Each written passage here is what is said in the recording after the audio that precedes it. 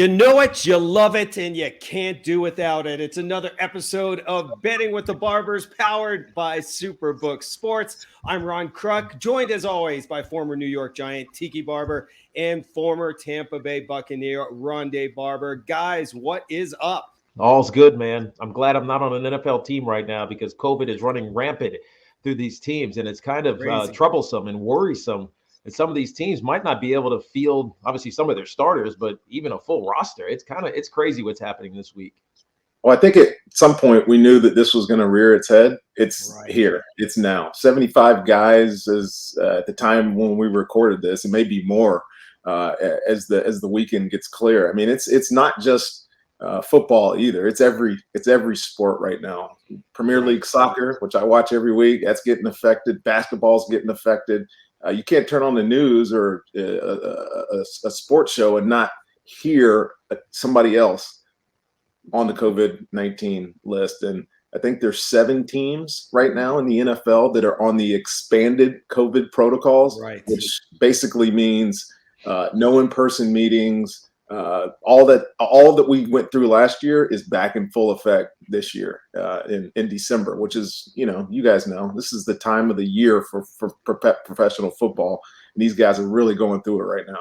Yeah, 100%. And, we'll keep an eye on it. We were just speaking about it, guys. Maybe we see a game canceled. We're not sure. I know some lines right now, smaller in the bigger picture of things that are happening right now, but keep it to superbook.com because some lines are locked and there's a lot of line movement going on. So you want to make sure you're up to date with all the odds. Guys, let's quickly take a look back at last week, what many bookies said were the worst weekend of the year for sportsbook. I mean, it was like Christmas came early for NFL bettors this past Sunday. If you took the favorites, 11 covering out of 14 games. That's unreal. The betting public hitting on the favorites in a big way. Your reaction? Yeah, it only took 14 weeks for us to figure out what each team is. It's like, It's been crazy. We've seen the road teams and some of the underdogs have historic advantages. In fact, the road teams have a slight advantage because of the tie between the Pittsburgh Steelers and the Detroit Lions on the road. They're just over 500, the road team. So it has been unpredictable at best, but now maybe it's stabilizing with 4 weeks to go. All I know is my Bucks covered on a walk-off. Yes, they did. Yes, and I was the guy who took the Bills, and I was feeling pretty good with that comeback. Me too. There were 6. I think there were 6 games last week where favorites were a TD, a touchdown or more favored. They all covered. This was a heck of a week, man. And it's look, this coming up week.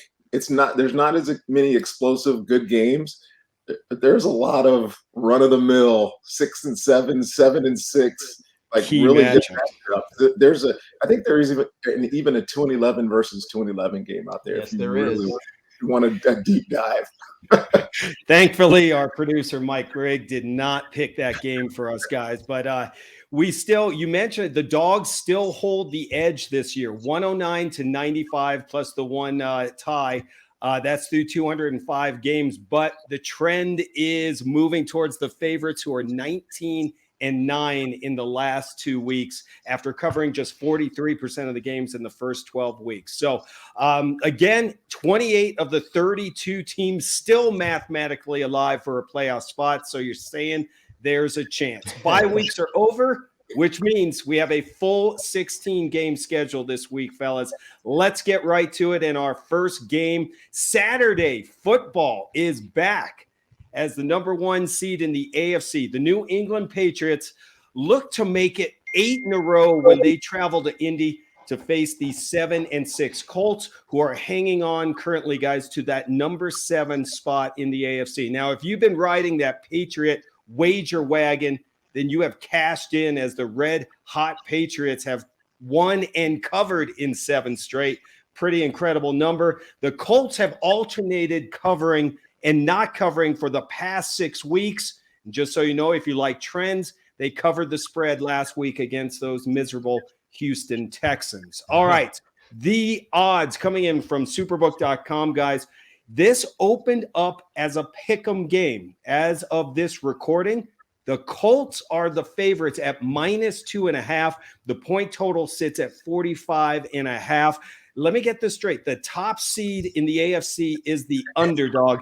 Tiki, make some sense of that to me. Yeah, I can't make much sense of that. I think maybe people are overinflating the fact that Carson Wentz has played pretty well. Hasn't thrown the ball away. He's only had 5 interceptions on the season, but more they're reacting to Jonathan Taylor, who is a monster, leading the league in rushing with 1,384 or so yards, 16 touchdowns, which also leads the league. And they're betting on him just grinding his way through the Patriots defense. The problem is the Patriots defense is pretty dang good. And offensively, they do just enough, or whatever it takes, so to speak, because last week, they rushed for, or before the bye week, I should say, they rushed for 222 yards on 46 carries, including the difference maker in the horrendous conditions against the Buffalo Bills. And I expect that they're going to do much of the same. Not run the ball, but do whatever it takes to win. Look, they're getting 2.5 points here on the road. They're 6-0 on the road this season. The Indianapolis Colts are only 3-4 at home. They haven't played great. And when they get behind, it's when they really struggle. I think New England jumps on this game early and hangs on. And the Jonathan Taylor thing, we know Bill Belichick is good at really one great thing defensively. That is taking away whatever you do best. We talk about it all the time. True. I think Jonathan Taylor has a rough day on game day, and New England takes this one, especially getting 2.5. Well, I'd love to disagree with you, Tiki, but I feel like you just read every single one of my notes verbatim. Look, does Indy need to win? Yes, they need to win badly. Yeah. And the Titans lost, but they're coming off a bye week after beating the brakes off of Houston, right? What this game will not be is a classic Brady Manning game pitting 2 top passers. It's rookie game manager versus average Joe with a great running game, right? That's what this game really is. Jonathan Taylor, love him. This is a game where he can prove who he really is, and if he has an MVP case. To be honest with you, this team is 7-0 when he runs for 100 yards. 7-0. 0-6 when he doesn't. So the formula is pretty clear of how they're going to win games. 41 minutes of time possession in their last victory. That's how they win football games. But this New England defense, they're not a great run defense. They're middle of the road, right? But they find ways to win. Do you want Carson Wentz to have to throw the football? Absolutely not. 2 weeks ago, the Patriots, they threw the ball 3 times, rushed for 222 yards. Right. 3 weeks ago, they were outrushed by 165 yards at Tennessee, and they won by 23. They have a number 1 scoring defense in the league for a reason. Right. You just said it. Bill Belichick and his team are 6-0 on the road this year, 5-1 covering. Dude, it's hard for me to remember that this was a 2-4 football team at one point. You guys remember that? Yeah. We were discounting them. It doesn't matter what you do. They're on a 7-game win streak. I think it continues. The 2 points, they're going to win. I really don't understand how this is -2 to Indy. This should be the other way around. New England. You like the money line, Rondé? Oh, without a doubt. Yeah. Yes. Yeah. Absolutely. I like too. Well, I think you took did you get my notes this week? Because you took half of my stats. But I love that you brought it up, because this is the first time since November 30th, 1997, that Tom Brady or Peyton Manning isn't playing in this game. So, Jones versus Wentz, doesn't really have that same hype. But hey, not yet.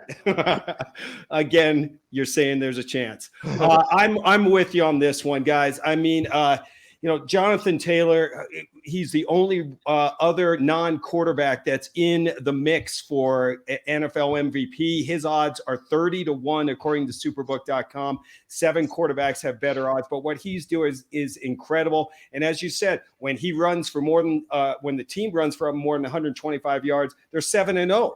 So what's Belichick going to do? He's going to try to take that away, put it on Wentz, which, listen, I've got Carson Wentz in a super flex league, 2 quarterbacks that I've been doing for 21 years. Nice. So throw the ball, Carson. Just go nuts.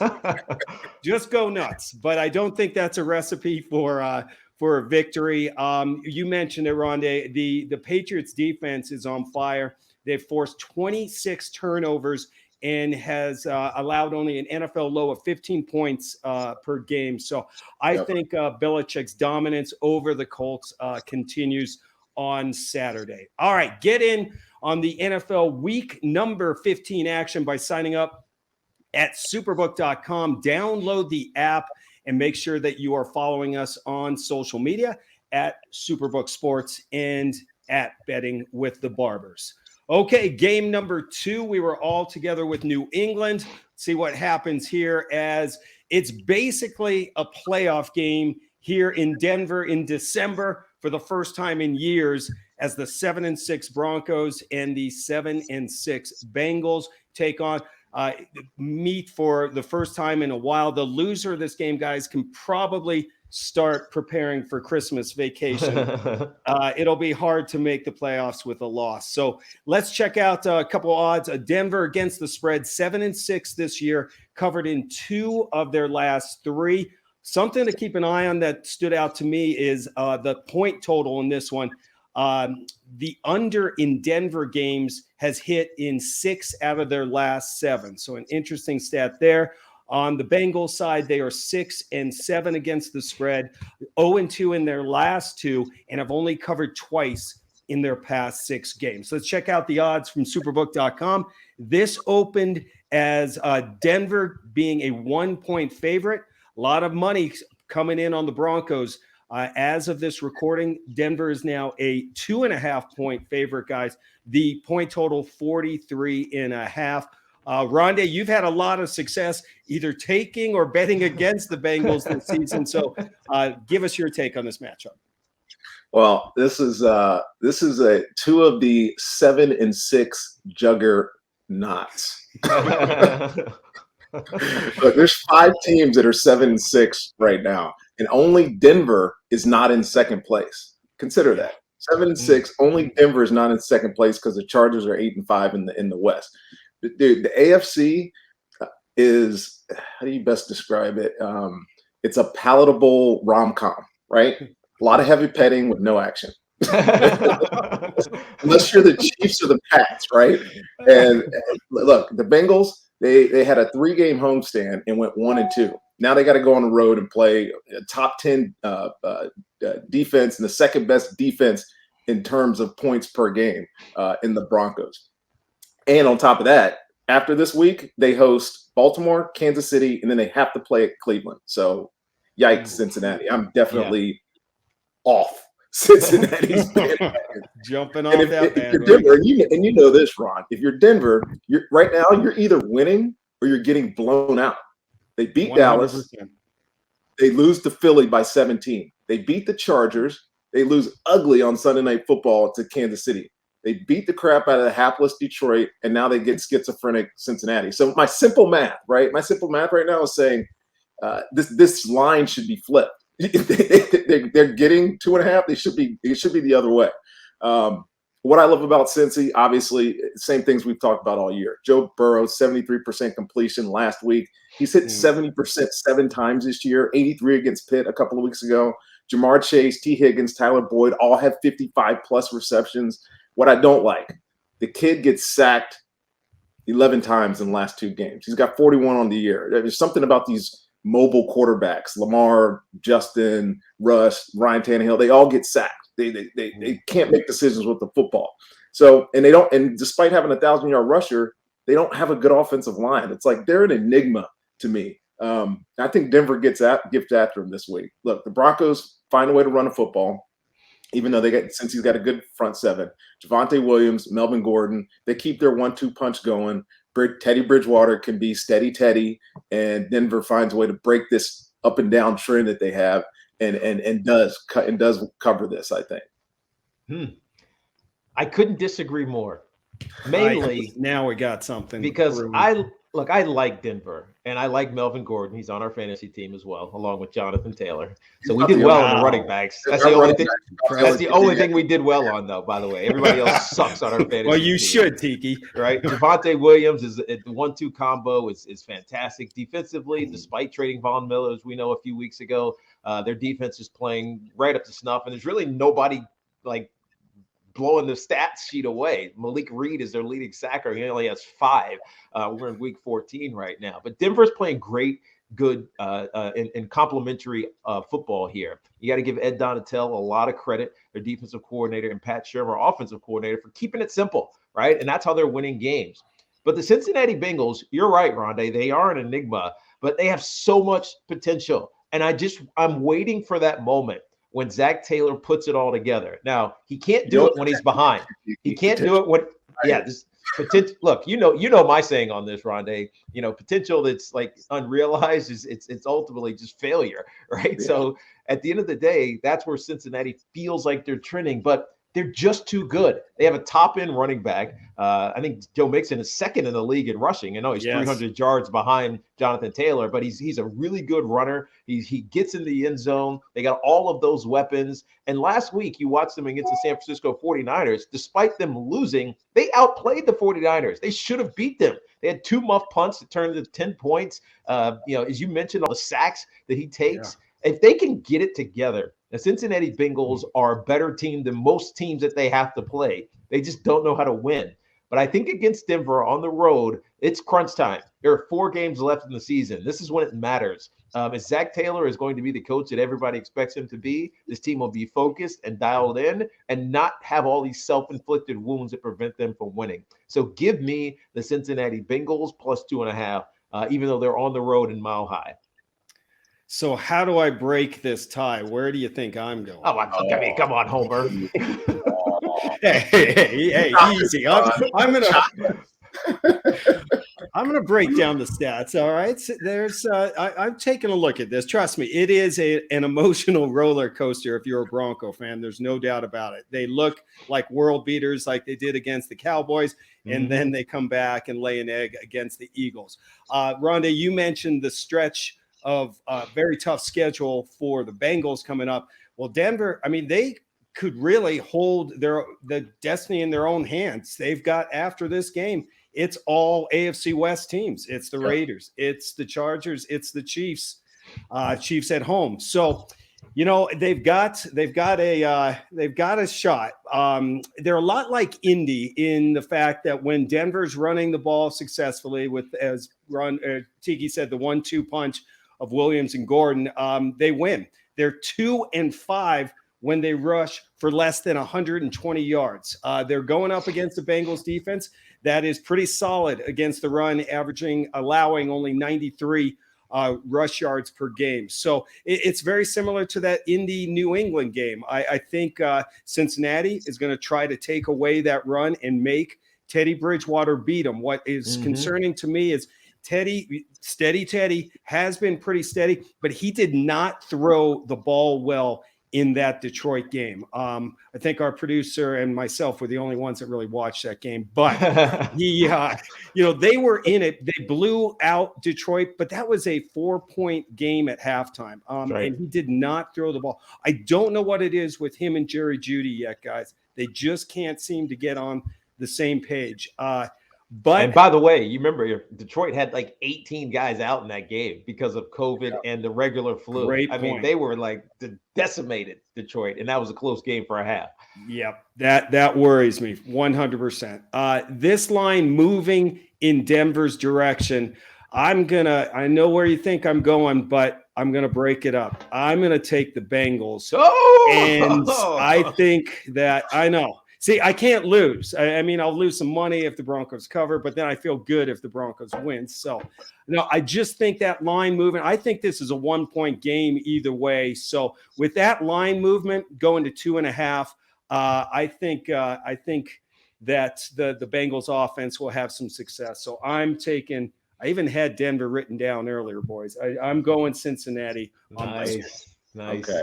By the way, Denver did a great job with that Demaryius Thomas deal last week. Yes, they did. May he rest in peace. That's too that gone way too soon. Absolutely. Yeah. Hearts and prayers with his entire family, only 33 years old. Tragic story. And he will be missed by not only everyone here in Denver, but in the NFL as well. I'm glad you guys brought that up. All right. Now it is time for the Superbook Sports Barber Brothers Game of the Week. Before you lock in your picks, make sure you keep an eye on the latest lines at superbook.com and download the Superbook app. All right, Tiki, you are up first. What is your game of the week? I got a fantastic NFC West matchup. The Seattle Seahawks getting plus 4.5 going to the Los Angeles Rams. Now, Seattle looks like they might be finding their way. They've won 2 in a row. It took a fake punt and some late heroics by their defense to beat the San Francisco 49ers a couple of weeks ago, a game that I called. Last week, they destroyed the who did they play last week? I forget who they played last week, but they had a big win. It was 33-13 or whatever. Yeah, the final Houston, score was. Houston, that's right. Houston, the lowly Houston Texans. You don't take much away from that.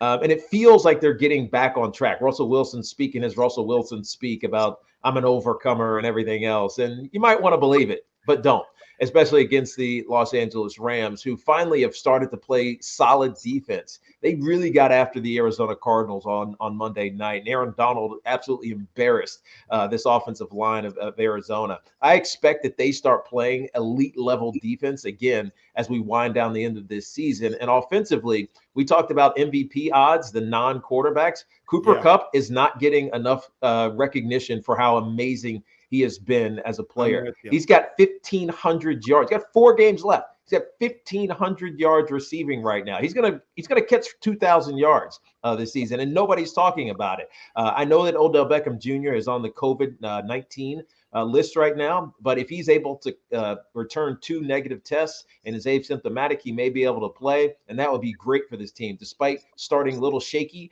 with the team, he's had 3 touchdowns in each of his last 3 touchdowns in his last 3 games, and has become a huge asset for Matt Stafford, who's starting to play pretty good football. I like the Rams at home laying 4.5 against Seattle, who's kind of throwing some smoke and mirrors the last couple of weeks. Two things, Tiki. I like that.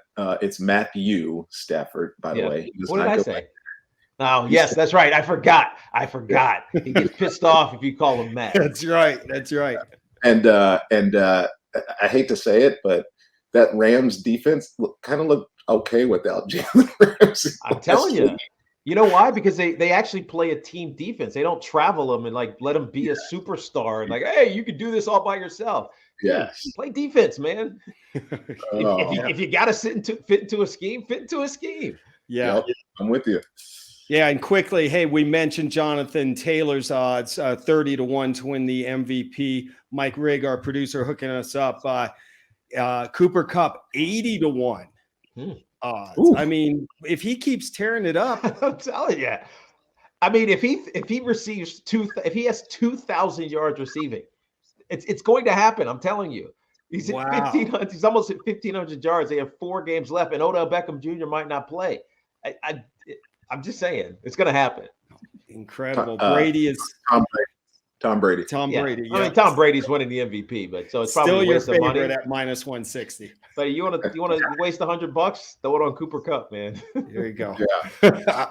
All right, Rondé, what do you got for your game of the week? Oh, my game is Tennessee at Pittsburgh, and Tennessee is getting 1.5. Right, favorite on the road. Yeah, they're favorites by 1.5. Correct. 1.5 on the road. So look, to me, this is a game where the Steelers win or they have a foot out the door in the playoffs. And Mike Tomlin has been very successful over the years, getting his team to perform in December and making them a playoff contender. And to me, this is the week. This is the week where Mike Tomlin has to have his best stuff as a head coach for 3 reasons. And I'll name all 3 of them right here. The 8-win Ravens have no Lamar Jackson, and they look helter-skelter half the time they play. The 7-win Cincinnati Bengals, tough road game with Broncos. We already talked about that. The 7-win Cleveland Browns are in COVID hell. So there's one caveat that I've talked about before on this show. It's that tie. that the Pittsburgh Steelers have, it's going to help them at the end of the year. Having that one less loss, if they can equal wins with those three teams, now all of a sudden you're saying they might just win the AFC North. Like AFC is gifting them back into relevance. However, one thing they definitely need, and their defense is not very good. No. They need TJ Watt to play. He's had 6 multi-sack games. The rest of the defense is whatever. They can't stop the run. They've been outgained in the rush offense every single game except for 2 this week. And Dalvin Cook just went for 205, which felt like in a half last week. And I don't think that's something you can fix in a week, but they're going to have to, because if Tennessee will turn around and hand the ball off to Dontrell Hilliard or Dante Foreman, they can win this football game. Or Tennessee can put the ball in Ryan Tannehill's hands and watch him mess it up. You guys remember last year, Ryan Tannehill had 33 touchdowns and 7 interceptions. It's crazy. Yeah. 14 touchdowns and 13 interceptions this year. Wow. Is there a player that's regressed more in a year than Ryan? That's what happens when you don't have Derrick Henry. Exactly. Yeah. So Pittsburgh, there's one way they win this game. Great turnovers. They only got 13 games this year. They had 38 last year. Do you remember that, Tiki? 38 turnovers last year. Right. They were elite defensively. Don't forget they started last year 11-0. Yes, exactly. We forget that. So I have a rooting interest for Pittsburgh just because I want to see the chaos in the AFC North coming down the stretch here. You are an instigator, sir. I am. I think it's just one of those games. It's going to be a close game, this one. Ben Roethlisberger, I know we've been giving him a lot of flack this year, but he threw for 308 yards last week, 3 touchdowns in that almost comeback. They've created a bunch of big plays down the field. In their last 5 games, I did not know this, Tiki, 9 pass plays over 30 yards. Now, I know we laud Najee Harris and give him the ball, yada, yada, yada. Not this week, man. 22nd ranked pass defense in Tennessee. They faced the 4th most pass attempts in the league, the Titans have. And personally, I've not been on this Tennessee bandwagon, even though they're still leading their division. They've had one good win in the last month, right?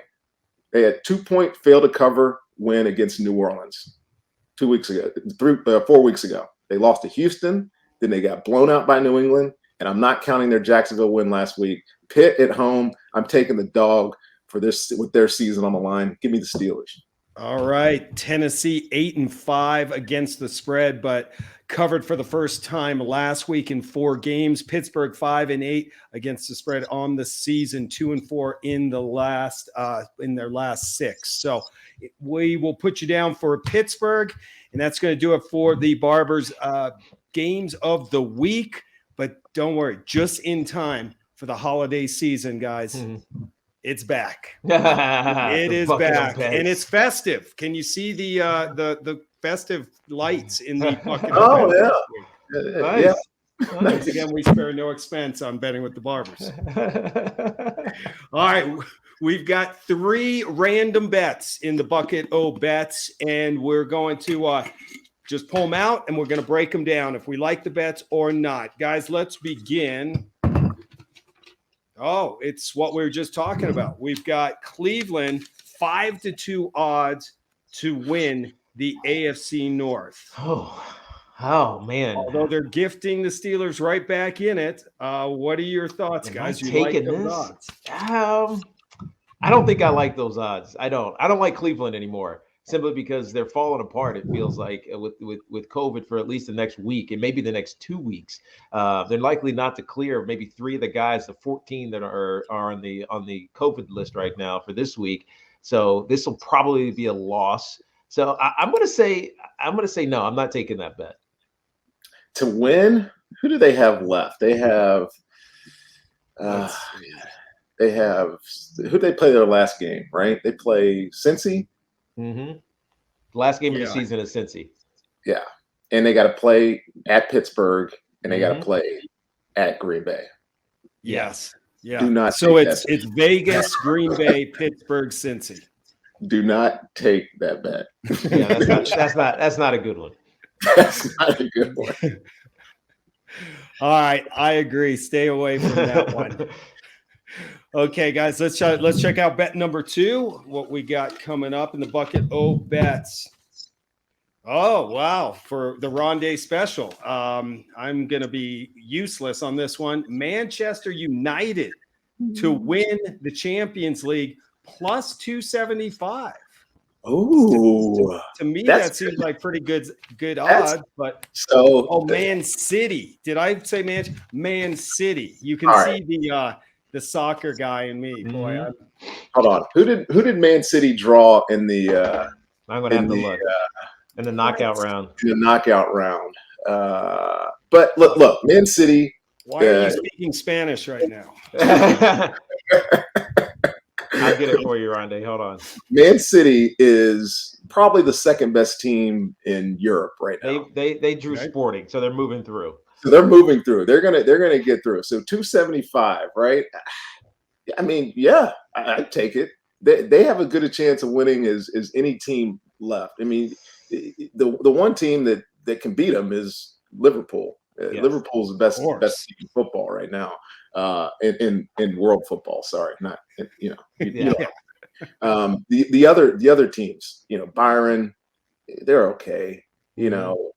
Real Madrid, they're going to lose to PSG. PSG is going to lose to whoever they play. City, because they have all the money in the world to spend on all the best players in the world, get all the best players in the world and put themselves in position to cover all competitions, Premier League, Cup games, and the Champions League.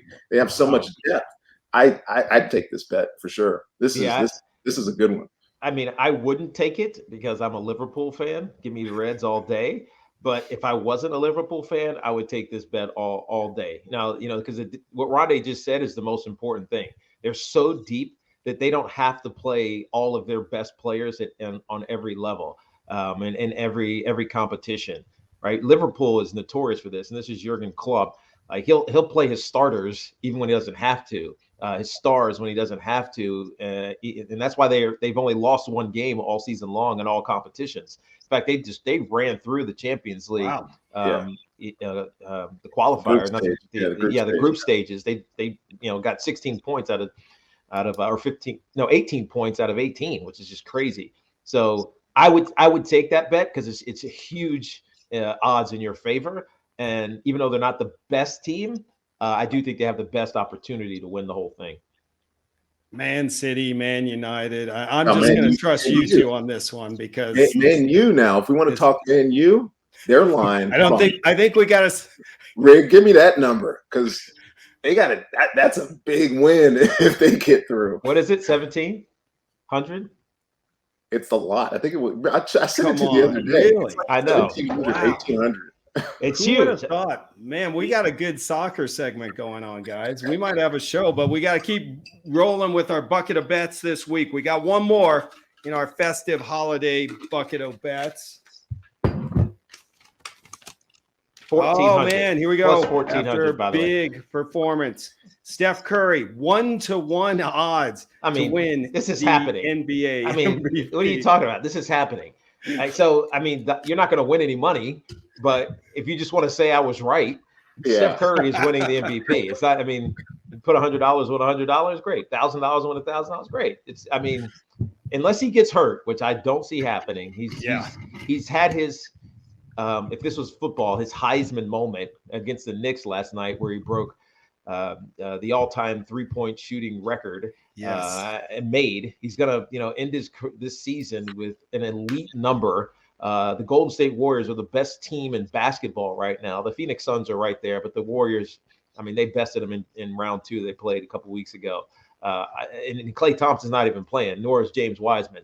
They're going to be the best team in the West. They're going to be the best team in basketball, and Steph Curry is going to be the best team on the best team in basketball. So he's going to win the MVP. I would like to see how much volume is on that bet. Yeah. It's a long season too. Yeah. Well, the problem is if you would have taken it before the season where there was less like belief that he was this elite, you could have really cleaned up, but you couldn't have seen the season coming. Yeah.